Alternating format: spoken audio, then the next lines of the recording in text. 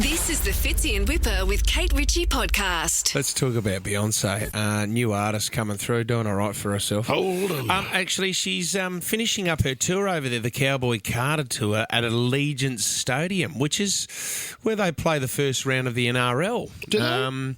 Yeah, she's a big Peter V'landys fan. I think she watched the Panthers play and went, I need to play at Allegiant Stadium. Wow. She's finishing off tomorrow night and I think Saturday night's her last two shows, Tommy. Is that correct? Yeah, spot on. Peter V'landys there. Does he do a warm-up for her or anything Front like that? row. Well, he does. Rugby league. She goes, I know you guys love rugby league, but get ready for a bit of Beyonce. Now, okay, obviously she did the she's done the country and western genre. She's won Best Album at the Grammys for that. And everyone's going, what is Beyonce going to do next? Well, we might find out a little bit earlier than we thought. Because I don't know if you've seen, this has been floating around for the last week. One of her backup dancers had Beyonce's new music in the car. And the car got stolen. The new music's gone. You're kidding. Well, obviously, Beyonce's got a version of it, but she just wants to keep it to herself. Yeah.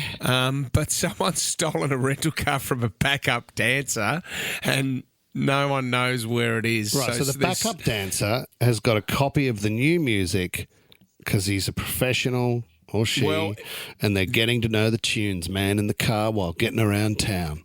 Well, it's the choreographer as well. So that's the reason why the backup dancer had the new music, because they're obviously coming up with new moves for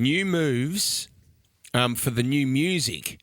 But now that's gone. Yeah, but you know what? If So some deadbeat out there has stolen the car and gone, oh, what's this? You wouldn't believe it that it's new music for Beyonce, would you? No, you wouldn't. I mean, if there's some tip rat who's off their face and stolen a car and then they're getting around, they wouldn't have a clue that it was new music. They'd go, oh, yeah, I think that might no be. chance. They're not going to go, oh, haven't heard this unreleased track from Beyonce. Well, it would be I told you that we took Delta out. Delta is when Goodrum? when she was a big Sydney Swans fan, and there was a silent auction, and it was a date to go on a date with Jude Bolton.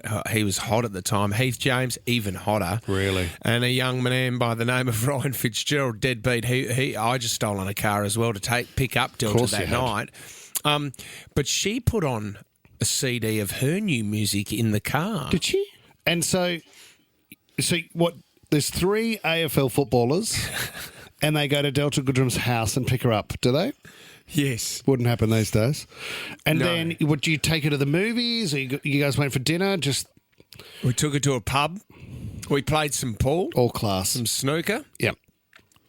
and Was the idea just quickly? I think she may have had her first beer.